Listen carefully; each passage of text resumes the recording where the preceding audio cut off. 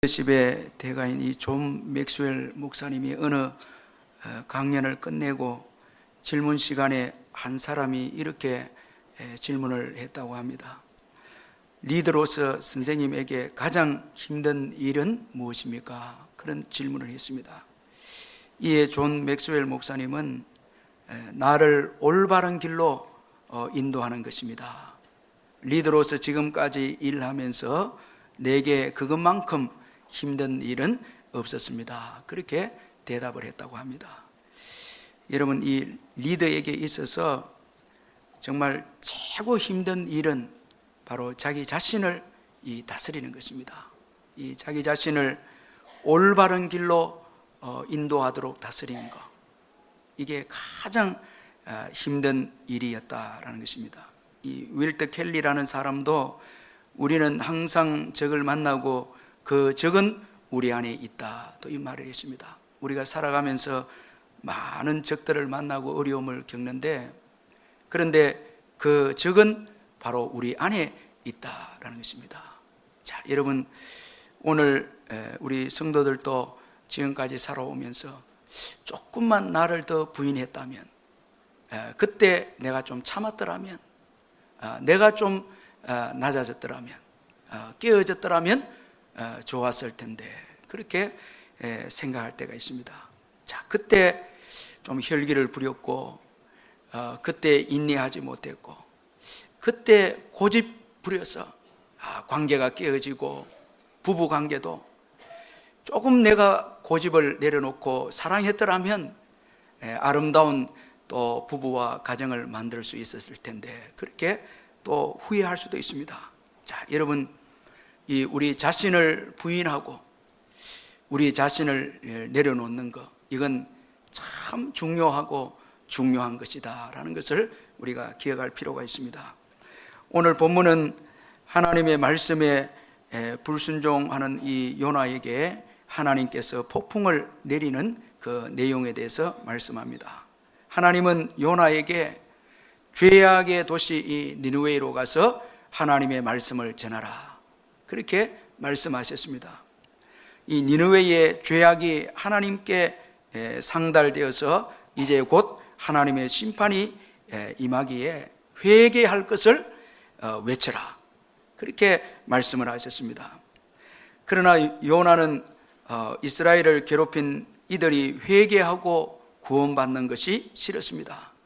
그래서 하나님을 피하여 다른 곳으로 도망을 했습니다. 그는 니느웨로 가기보다 다시스로 향하여 도망갔습니다. 그런데 하나님은 오늘 이 본문에 보면 큰 바람을 불게 해서 큰 폭풍이 일어나게 했습니다. 그래서 불순종한 요나가 탄 배가 깨어지게 합니다. 오늘 본문 4절에 보니까 여호와께서 큰 바람을 바다 위에 내리시매 바다 가운데 큰 폭풍이 일어나 배가 거의 깨지게 된지라, 그렇게 말씀하고 있습니다. 여러분, 하나님은 복음 증거를 위해서 바람도 사용하시는 분이 하나님이십니다. 자, 우리가 선교사님들이나 전도자들의 그 간증을 보면 하나님께서는 개인적인 삶에서는 역사하지 않는 이 자연 만물을 주관하시고 기적을 베푸시는 일을 이 전도자와 이 선교사들을 통해서 우리가 간증을 듣게 됩니다. 이 복음 증거를 위해서는 하나님께서 자연도 사용하시고 기적도 베푸시는 하나님이십니다. 큰 폭풍 때문에 요나가 탄 배는 거의 깨어지게 되었습니다. 이제 배는 큰 위기에 빠지고 말았습니다. 이에 배사공들이 자기들의 신을 찾고 또 물건을 버립니다. 그래서 5절에 보니까 사공들이 두려워하여 각각 자기의 신을 부르고 또 배를 가볍게 하려고 그 가운데 물건들을 바다에 던지니라, 그렇게 말씀하고 있습니다. 자, 여러분, 이 큰 폭풍이 주어지면은 인생들이 의지하던 우상들은 다 헛된 것임이 드러납니다. 자, 우리가 의지하던 것, 이게 정말 우리를 위한 것인가, 우리를 위하지 않는 것인가, 이거는 큰 폭풍이 일어나 봐야 이걸 알 수가 있습니다. 자, 여러분, 인생의 여정에 있어서 최고의 큰 폭풍은 이 죽음이죠. 죽음의 때에 우리가 의지하던 신, 이게 여러분 정말 참신인가 참신이 아닌가, 이거 드러나게 되는 것입니다. 자, 오늘 이 본문에 보니까 큰 폭풍이 일어나니까 배사공들이 찾았던 이 우상들은 다 헛된 신들임이 드러났습니다.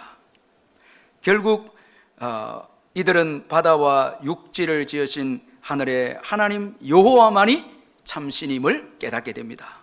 그래서 16절에 보니까 그 사람들이 여호와를 크게 두려워하여 여호와께 제물을 드리고 서원을 하였더라, 그렇게 말씀하고 있습니다. 자, 이 큰 폭풍을 통해서 여호와 하나님만이 참 구원자이시다는 것입니다. 하늘과 그리고 바람과 바다를 주관하시는 분이 바로 여호와 하나님이시다는 것입니다. 자, 여러분, 여호와 하나님만이 참 구원자이십니다. 그리고 큰 폭풍은 무엇이 중요한가를 또 알게 해주었습니다. 자, 큰 폭풍이 주어졌을 때 이 배사공들이 살기 위해서 재물을 바다에 버립니다. 자, 이것을 볼 때에 재물보다 생명이 중요하기에 자, 이 물건들을 바다에 다 버립니다. 자, 여러분, 생명을 잃게 되면 다 소용없다는 것입니다. 이 생명이 중요하다는 것입니다. 자, 이런 점에서 오늘 생명 되신 주님께 여러분들이 예배하러 나온 거, 이건 큰 여러분 축복이고 또 이건 우선적인 것임을 여러분 믿으시길 바랍니다. 자, 여러분, 이 생명이 중요합니다. 인간의 육신의 생명도 중요하다면 영원한 생명, 영원히 사는 영혼의 생명, 이건 여러분 더 중요한 거죠. 그러므로 예수님을 믿는 일은 이건 단연 우선입니다. 그 어떤 것보다 이건 미루어서는 안 됩니다. 우리가 예수님을 믿을 때 영원한 생명을 얻게 됩니다. 자, 영원한 지옥 형벌을 면하게 됩니다. 누가복음 16장을 보면 부자는 그의 재물로 좋은 옷을 입고 날마다 화롭게 그렇게 즐겼습니다. 그는 부에 도취된 나머지 영원한 생명을 준비하지 못했습니다. 그 결과 죽음 후에 영원한 이 지옥에 들어가서 고통당하는 것을 이 성경이 기록하고 있습니다.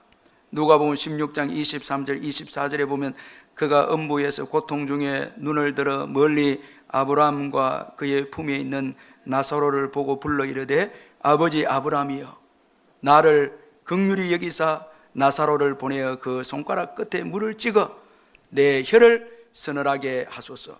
내가 이 불꽃 가운데서 괴로워하나이다. 여러분, 영원한 생명, 이걸 얻지 못한 결과 영원한 형벌을 받는 이 고통, 이 부자가 겪게 되었다는 것입니다. 그러므로 이 재물에 취하여 살다가 생명을 잃게 된다면 이건 가장 불행하고 어리석은 인생이다라는 것을 우리가 잊지 말아야 합니다.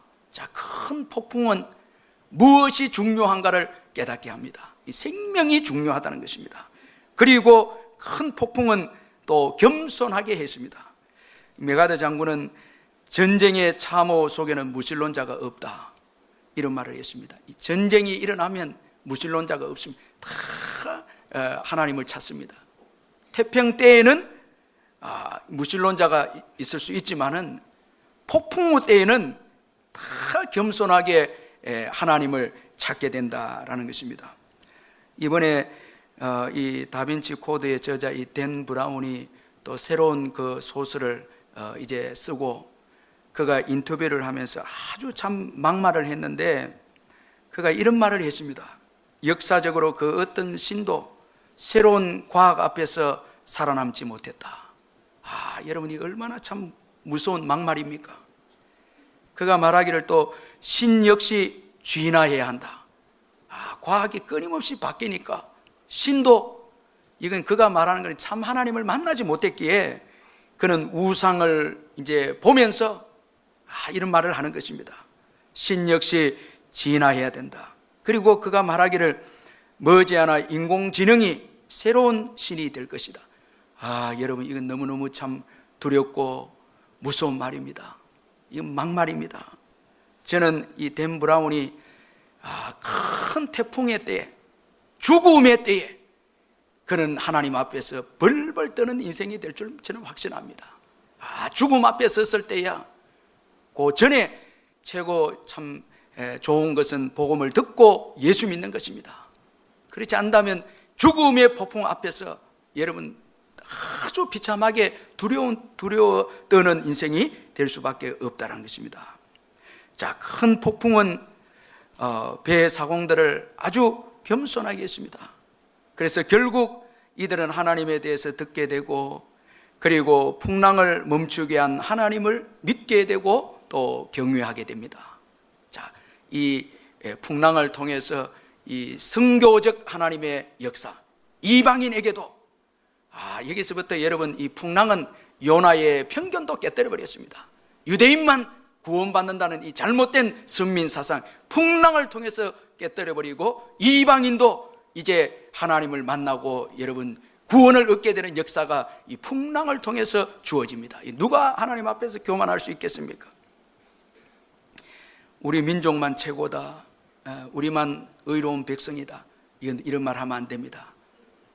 아주 풍랑을 통해서 다 하나님은 겸손하게 만드신다는 것입니다. 자, 따라서 이 큰 폭풍은 인생들에게 고통을 가져다 주지만은 한편 우리 인생들에게 유익을 가져다 주는 것이 큰 폭풍이라는 것입니다. 그래서 하나님은 인생들에게 큰 폭풍을 주시기도 합니다. 이건 유익되기 때문에, 고통도 있지만은 유익도 있기 때문에 인생들에게 큰 폭풍을 주시는데, 특별히 하나님은 하나님을 믿는 자들이 하나님의 말씀에 불순종할 때 하나님께서 큰 폭풍을 주신다는 것입니다. 자, 여러분 오늘 본문에서도 하나님은 큰 폭풍을 통해서 요나를 교훈하고 계시는데, 먼저는 사명자는 자기 뜻대로 살지 못한다는 것입니다. 자, 여러분 하나님은 불순종한 이 요나를 자기 마음대로 살지 못하도록 막으셨습니다. 이 바람을 일으켜서 폭풍이 일어나게 하고, 그렇게 해서 요나가 그가 원했던 다시스 길로 가지 못하도록 하나님이 막으셨습니다. 자, 여러분 이 요나가 가고자 했던 이 다시스 어떤 곳인가 하면 예레미야 10장 9절에 보면 은박이 풍부한 부요한 땅이다. 자, 아주 구약 성경에 보면 보물이라든가 좋은 짐승들이 다시스에 있었는데, 다시스에서 보물도 가져오고 좋은 짐승들도 가져오게 되어졌는데, 아주 인간적으로 보면 이건 파라다이스입니다. 아주 좋은 장소입니다. 그런데 이곳은 여호와를 알지 못하는 장소입니다. 그리고 이사야 23장 14절에 보면 이곳은 곧 멸망당할 땅입니다. 자, 다시스의 배들아 너희는 슬퍼 부르짖으라. 너희의 견고한 성이 파괴되었느니라. 곧 멸망당합니다. 그러나 거기에 부요함과 안락이 있기 때문에 그 끝은 모르고 지금 그곳으로 이제 배를 타고 가고자 있습니다. 자, 그런데 하나님께서 이제 막으십니다. 자, 여러분 오늘 내 뜻대로 내 마음대로 살 때에 길이 막히게 되는 거, 이거 은혜입니다. 여러분 여기에 감사하시길 바랍니다. 내 뜻대로 살려고 하고 내 정욕대로 또 불순종으로 살려고 할 때 길이 막히는 거, 이건 분명 은혜입니다. 만약에 여기에 길이 열리면 이건 저주입니다. 자꾸 죄 짓고 불순종하는데 자꾸 길이 열리면 이건 여러분 이건 망하는 거죠. 이건 하나님께 버림당한 인생입니다. 자, 여러분 우리가 죄 짓고 불순종하고 내 마음대로 살 때는 길이 막혀야 되죠. 이게 은혜입니다. 하나님께서 딱 요나의 그 가는 길을 막았습니다. 폭풍을 통해 막으셨습니다. 하나님은 성도가 자기 뜻대로 살 때에 막으십니다. 자, 이것은 여러분 자기 뜻대로 사는 것이 얼마나 위험하며 끝이 사망이고 또 복음 증거의 사명이 얼마나 중요한 것인가를 깨닫게 하시기 위해서 자기 마음대로 살고 자기 원한으로 살 때 하나님께서는 그 길을 막으시는 것입니다. 하나님은 요나가 탄 배가 그대로 가길 원하지 않으셨습니다. 자, 여러분 배만 타면 간다, 이런 생각 버려야 됩니다. 불순종하고 배만 타면 간다, 여러분 갈 수 없습니다. 하나님은 사랑하셔서 막으십니다. 다 막으십니다. 여러분 불순종하면 가지 못합니다. 그리고 하나님의 말씀에 불순종하는 자를 배에 태우면 이거 안 됩니다. 다 망하게 됩니다. 자, 이 불순종하는 자 여러분 함께 태울 때 이건 여러분 그 공동체도 망하게 되는 것입니다. 13절에 보면 점점 더 흉용함으로 능히 못한지라 말씀하고 있고, 15절에 보면 요나를 들어 바다에 던짐에 바다가 뛰노는 것이 곧 그친지라 말씀했습니다. 자, 여러분 한번 우리가 생각해 보면 이 교회 공동체에도 자꾸 여러분 불순종하는 자들이 공동체에 많으면은 교회 공동체에 축복이 없습니다. 자꾸 풍랑이 있습니다. 예. 자, 우리 옆에 분들에게 순종합시다. 그래 인사 순종합시다. 아멘. 자꾸 여러분 불순종하는 공동체 여기에는 여러분 축복이 없습니다. 자, 그 사람이 빨리 내려야 됩니다. 이거 어떻게 하면 내릴 수는 없죠. 이 자꾸 가정에서도 불순종하는 자, 불순종하는 자들이 있는 곳에서는 여러분 거기는 풍랑이 있을 수밖에 없습니다. 자, 사명자는 하나님을 떠날 수 없습니다. 자, 어떤 분들은 내가 미워하는 분, 참 나를 괴롭히는 분 멀리 떠나버리면 해결되겠지. 자, 여러분 이 요나는 니느웨 이스라엘을 괴롭힌 이 국가입니다. 도망가면 끝이겠지. 이 도망간다고 여러분 해결이 됩니까? 내가 미워하는 분 다른 교회로 가면 내가 끝이지. 그렇지 않습니다, 여러분. 그곳에서도 주님이 계십니다. 자, 미워하는 사람 용서하기 전까지는 여러분 어디를 가도 하나님의 축복이 임할 수가 없습니다. 피한다고 되는 게 아닙니다. 사랑해야 되죠. 용서해줘야 되죠. 복음을 전해야 되죠. 자, 그렇게 할 때에 어디를 가든지 하나님이 형통케 주실 줄 믿습니다. 그러나 여러분 불순종하는 한 어디를 가든지 축복은 있을 수 없습니다. 그래서 우리가 사랑하고 여러분 나를 괴롭히는 자 사랑으로 이겨내고 또 용서로 이겨내고 또 복음을 전함으로 이겨내야 되는 것입니다. 그렇게 할 때에 주님께서 축복하시고 은혜를 베푸는 것입니다. 자, 이 사명자 성도는 하나님께서 통치하신다. 어디를 가든지 하나님이 다스리신다. 이거 우리가 잊어서는 안 됩니다. 자, 내가 싫어하는 일이니까 벗어나면 하나님께서 나를 통치하지 않으겠지. 그렇지 않습니다. 어디를 가든지 하나님의 통치 아래 있다는 것입니다. 그리고 세상은 하나님을 믿는 자들에게 달려있다는 것을 또 이 요나에게 주어진 큰 폭풍을 통해서 우리에게 교훈해 주고 있습니다. 요나가 불순종함으로 요나가 탄 배에 큰 풍랑이 일어났고, 그리고 불순종한 요나가 바다에 던져졌을 때 풍랑이 멈추게 됩니다. 자, 이것은 성도들이 세상에 대한 책임이 있음을 보여주는 것입니다. 성도가 하나님의 말씀대로 살 때 세상은 복을 받습니다. 자, 우리를 통해 복을 받습니다. 성도가 하나님의 말씀에 불순종할 때 여러분 세상도 고통을 당합니다. 우리뿐만 아니라 세상도 고통을 당합니다. 그러므로 성도들은 세상에서 중요한 자들이다라는 것을 잊지 말아야 합니다. 죽고 사는 것이 여러분 성도들에게 달려 있습니다. 자, 여러분 소돔 고모라를 한번 보면 이 그들의 죄악으로 인해서 멸망도 당하지만은, 자, 그곳에 의인 10명이 없었어. 자, 의인이 없었어. 자, 그곳은 멸망을 당합니다. 자, 여러분 오늘 우리가 세상을 향해서 죄에 대해서 정죄하고 판단하지만은 우리 자신이 믿음이 있는가? 우리 자신으로 인해서 조국이 지켜지고 공동체가 지켜지는가? 자, 이렇게 나에게 경건이 있는가, 믿음이 있는가? 이건 너무너무 중요한 것입니다. 자, 오늘 우리가 말씀 안에서 살고 순종하는 이 삶은 곧 가정과 조국에 여러분 이 안위가 달려있다는 것을 잊지 말아야 합니다. 자, 우리는 함부로 살 수 없죠. 자, 여러분 오늘 우리가 함부로 살 때의 세상은 우리를 향해서 책망합니다. 아주 참 희한합니다. 오늘 보면 10절에 보니까 자기가 여호와의 얼굴을 피함인 줄을 그들에게 말하였으므로 무리가 알고 심히 두려워하여 이르되 내가 어찌하여 그렇게 행하였느냐. 여러분 이거 너무너무 이상합니다. 요나를 향해서 내가 어찌하여 그렇게 행하였느냐? 하나님께 왜 불순종했느냐? 왜 하나님을 불순종하고 피하느냐? 자, 이런 책망입니다.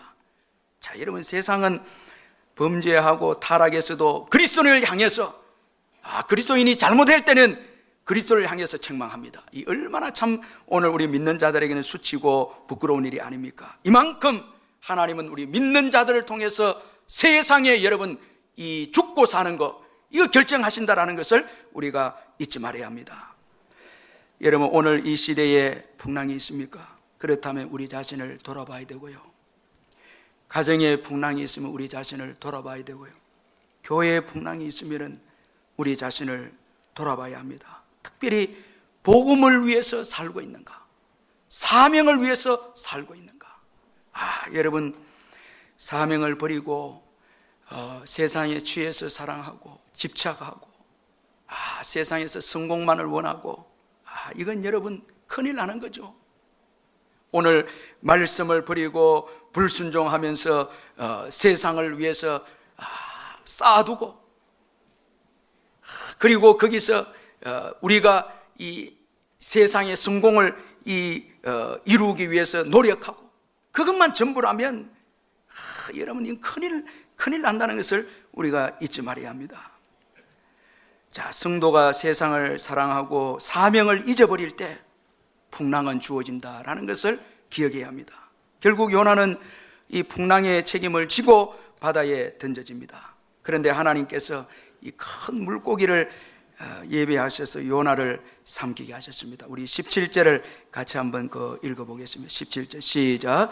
여호와께서 이미 큰 물고기를 예비하사 요나를 삼키게 하셨으므로 요나가 밤낮 3일을 물고기 뱃속에 있으니라.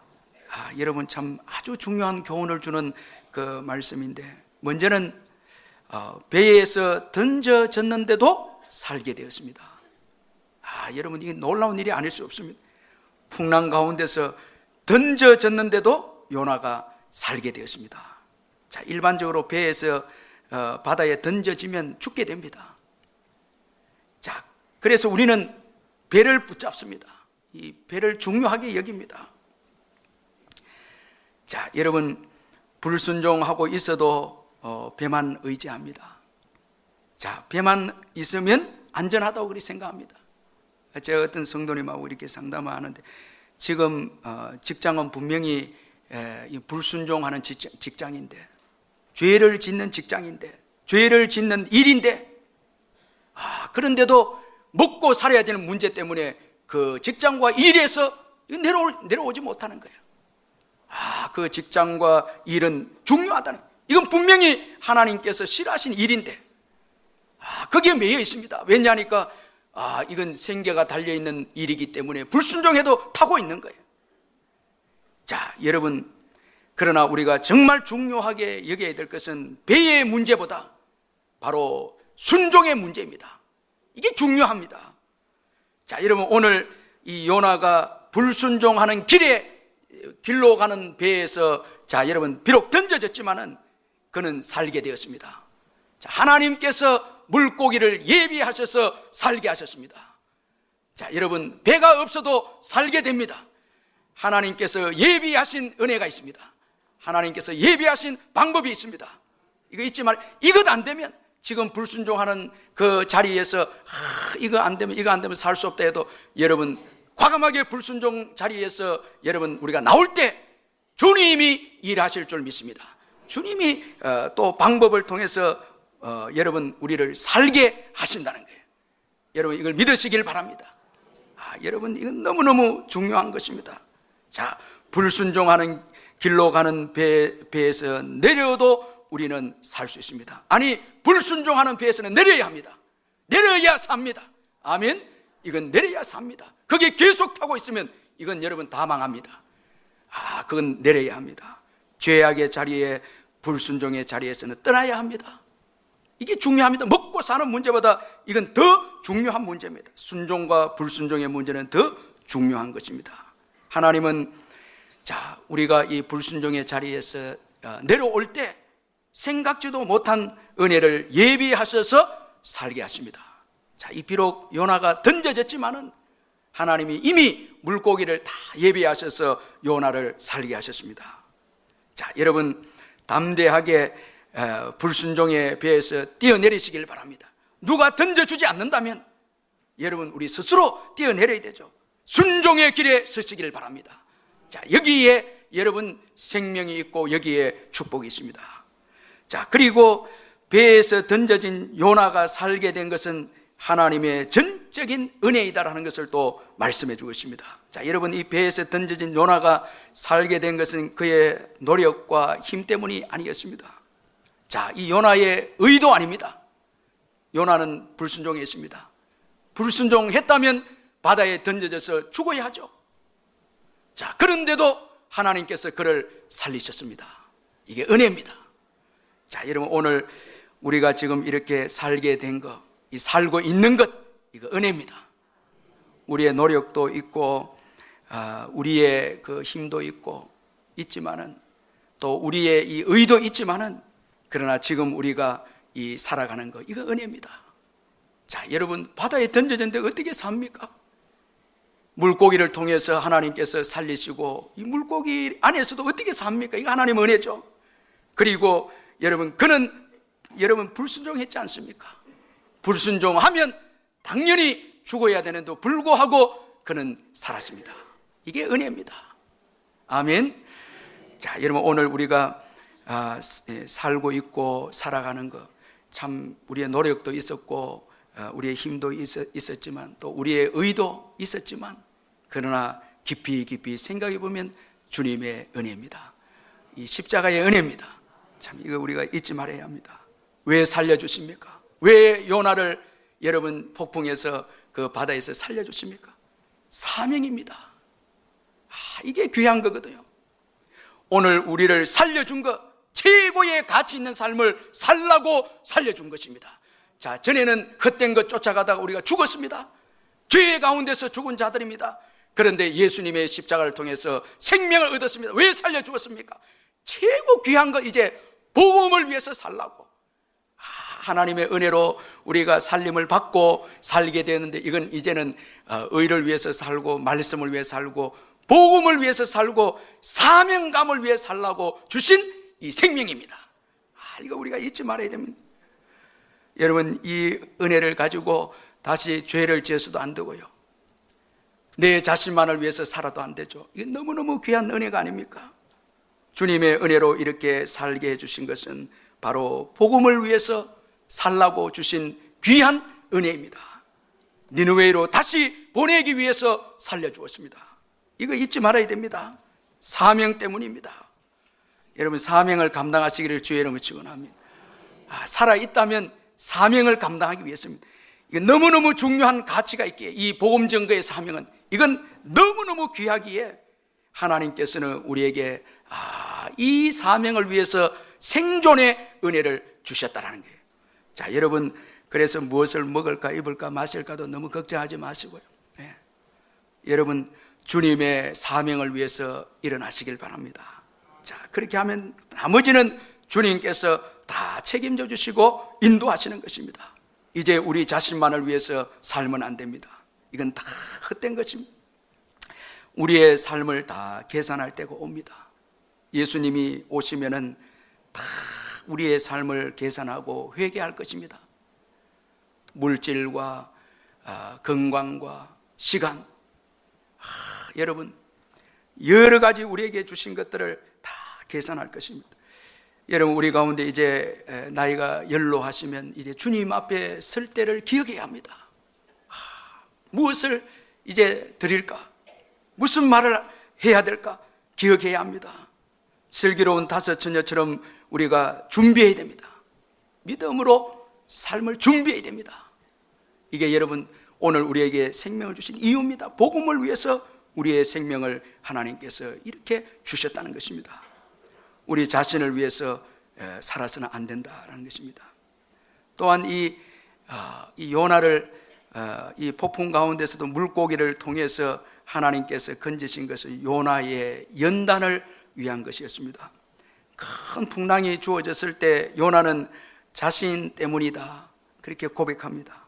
그는 배사공들에게 자신이 하나님께 불순종해서 주어진 일이다. 그렇게 말씀을 하면서 자기를 바다에 던지라. 아주 책임감 있게 말합니다. 자, 12절에 보니까 그가 대답하되 나를 들어 바다에 던지라. 그리하면 바다가 너희를 위하여 잔잔하리라. 너희가 이 큰 폭풍을 만난 것이 나 때문인 줄을 내가 아노라. 여러분, 책임성 있는 발언입니다. 그러나 아직 요나는 여전히 자아가 살아 있습니다. 자, 죽으면 죽겠다는 게, 그러나 니느웨에는 절대 가지 않겠다는 게, 참 얼마나 참 여러분 이 무서운 고집입니까? 죽겠다는 게, 죽음을 선택하더라도 자, 우리를 괴롭히는 니느웨에 가서 복음은 전하지 않겠다는 게, 여러분 얼마나 여러분 완고한 고집과 자아가 있습니다. 자, 그래서 바다에 던지라는 게 죽겠다는 것입니다. 자, 하나님께서 이런 요나를 사랑하셔서 훈련을 시키기 위해서 물고기 뱃속에 이 3일 동안 있도록, 이 연단을 시키기 위해서 물고기 뱃속에 들어가도록 그렇게 하나님께서 하셨습니다. 자, 여러분, 이 물고기 뱃속 우리 예수님께서 유대인들 표적을 구할 때에 인자가 요나의 표적밖에 보일 게 없다. 자, 이건 우리 예수님께서 3일 동안 죽으셨다가 부활하시는 것입니다. 이건 물고기 뱃속은 죽음을 의미합니다. 자, 물고기 뱃속에 들어간 것은 요나의 자아가 죽어지는 것입니다. 이건 연단을 통해서 하나님께서 깨뜨리는 것입니다. 그 고집과 자아를 깨뜨리는 것입니다. 자, 여러분, 오늘 우리가 우리 자아를 부인하고 깨뜨리지 못하면, 자, 여러분, 더 큰 엄청난 연단의 학교가 기다리고 있습니다. 우리가 신앙생활을 하면서 몇십 년이 지난데도 여전히 고집이 있고, 죽었으면 죽었지 저 사람하고는 화해하지 않겠다. 여러분, 이렇게 신앙생활하고 자존심이 높을 대로 높아 있고 영혼을 사랑하는 마음도 없고 우리 자신만을 위한 이기주의적인 신앙을 가지고 있으면 주님은 연단하십니다. 계속 여러분 물고기 뱃속과 같은 감옥과 같은 그 환경에 우리를 던져넣어서 우리를 깨뜨립니다. 이거 우리가 잊지 말아야 합니다. 자아가 큰 폭풍에도 아직 깨어지지 않았습니다. 물고기 뱃속에 들어가서 비로소 이제 요나가 회개합니다. 자, 여러분, 폭풍 가운데 있다면 빨리 자기 자신을 여러분 내려놓으시기를 주의 이름으로 축원합니다. 물고기 뱃속까지 가시길 원한다면 여러분 끝까지 고집을 피우면 됩니다. 이거는 완전히 망가지는, 깨어지는 것입니다. 자, 숨조차 쉬지 못할 어려움에 처해 있고, 자, 물고기 뱃속과 같은 캄캄한 곳에 있다면 우리를 다듬기 위한 하나님의 은혜임을 잊지 말아야 합니다. 여기서 원망이나 불평 이건 해서는 안 됩니다. 정말 하나님께서 우리를 사랑하셔서 연단하실 때는 너무너무 고통스럽게 다듬기 위해서 우리 자아가 강하면 강할수록 여러분 하나님의 연단의 강도는 더 세다는 걸 우리가 잊지 말아야 합니다. 그래서 우리 주님께서 말씀하시면은 순종하고요, 아멘, 순종하고 복음 증거의 사명을 감당해야 되고, 또 괴롭히는 사람이 있느냐 사랑하라. 그리하면 사랑하십시다. 빨리 우리 사랑해야 되고요, 내려놔라 할 때 내려놔야 되고요. 그렇게 안 하면 우리 자아가 완전히 깨어질 때까지 연단의 강도가 아주 높다는 것을 우리가 잊지 말아야 합니다. 우리 자아가 죽을 때에 성령이 역사하시고 성령께서 우리에게 축복하십니다. 이 찰스 콜슨이라는 사람이 있는데, 그는 미국 닉슨 대통령 시절에 대통령 보좌관이었습니다. 정말 그 정치적으로 굉장한 권력을 누렸던 분이었는데, 우리가 잘 아는 대로 닉슨 대통령이 이 워터 게이트 사건 때문에 감옥에 이제 갇히게 되어집니다. 최고 높은 위치에 있다가 감옥에 이제 들어가게 되어지는데, 이때 이 찰스 콜슨이 감옥에 갇힌 것을 알고 상원의원 세 사람이, 아주 믿음이 좋은 상원의원 세 사람이 이를 전도하기 위해서 이분에게 끊임없이 복음을 이제 전하는데, 헤드필드 휴스라는 분, 그 다음에 퀴에라는 이 세 명의 국회의원이었습니다. 찰스 콜슨이 투옥되자 그들은 날마다 시간을 정해서 기도하고 또 감옥에 찾아가서 위로하고 그렇게 책을 또 주었습니다.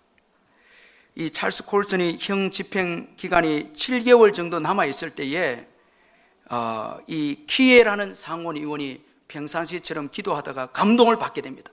내가 대신 찰스 콜슨 대신 감옥에서 좀 형을 살았으면 좋겠다. 이런 국회의원 어디 있습니까?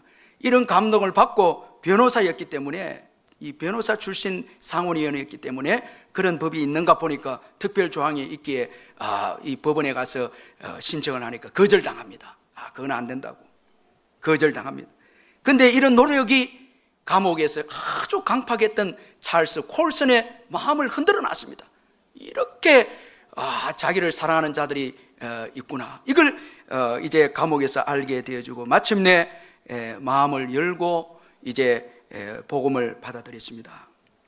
믿는 자들이 값없이 베푼 사랑 앞에 교만하기 그지없었던 찰스 콜슨의 자아가 무너내려지기 시작했습니다. 그리고 자신도 누구에게 사랑을 베풀어야 되겠다, 이런 마음들이 쭉 생겨나기 시작했습니다. 남아있는 형기 동안에 그는 사랑을 베풀 수 있는 대상을 찾아보니까 오직 동료 제수들밖에 없었습니다. 그래서 이 찰스 콜슨은 그때부터 제수들에게 사랑을 베풀기로 기도했는데 제수들이 최고 싫어하는 게 빨래하는 것이랍니다. 그런데 이 찰스 콜슨이 빨래를 해줍니다. 가서 쭉 빨래를 해주니까 제수들이 이건 아주 외식적인 행동이라고, 이 제수들이 진심을 알아주지 못하고 처음에는 이 윗선적인 행동이라고 이렇게 비판했는데, 시간이 갈수록 그 마음이 바뀌지 않고 계속해서 죄수들을 사랑하고 완전히 낮아져서 빨래를 빨고 이렇게 하니까 감동을 받게 되어서 한 명, 두 명씩 예수 믿게 되었습니다. 감옥에서 구원의 역사가 일어나게 되어졌습니다. 이걸 보면서 이 찰스 콜슨이 하나님의 부름을 받게 됩니다. 나는 평생에 이제 감옥을 나가게 되면 제수들을 위해서 이제 선교하며 살겠다, 이런 성령의 감동을 받고 이제 그 제수를 선교하는 이 선교회를 조직하게 되어졌습니다. 이 콜슨은 그의 자서전에서 평생 동안 집안에서 손가락 하나 까딱하지 않던 나는 저들을 사랑하면서 인생의 진정한 행복을 발견했다, 그렇게 이제 고백을 했고, 그리고 감옥에 나와서도 아주 겸손하게 억울한 사람, 제수들, 힘든 사람들을 도와주면서 섬겼는데 이 종교계의 노벨상인 이 템플턴 상을 그가 받게 되었습니다. 자, 어느 잡지에서 이 템플턴 상을 수상한 이 찰스 콜슨에 대해서 언급하기를 이렇게 평가했습니다.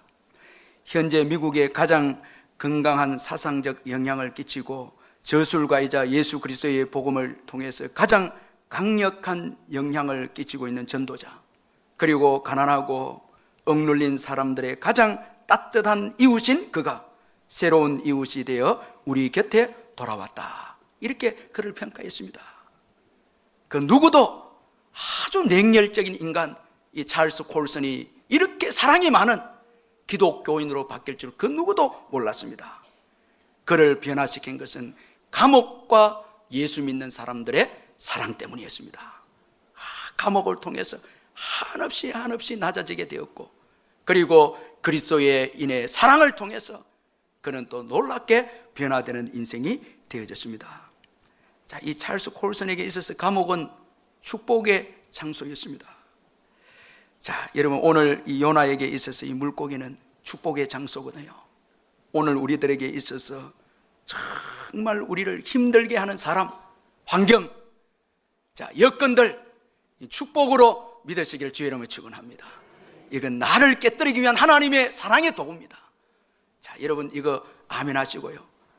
하나님의 사랑의 도구 이거 잊지 마시고, 그리고 내가 낮아지고 부인될 때 거기에 하나님의 축복이 시작된다, 이거 잊지 마시고, 어떤 때는 내 자신을 부인하기가 너무너무 힘들고 나를 처복종시키기가 너무너무 힘든 때도 있지만은, 그러나 성령의 도우심으로 나를 깨뜨리고 고집을 깨뜨릴 때, 거기에 여러분 사랑의 문이 열리고 새로운 축복의 여러분 문이 열림을 믿으시길 바랍니다.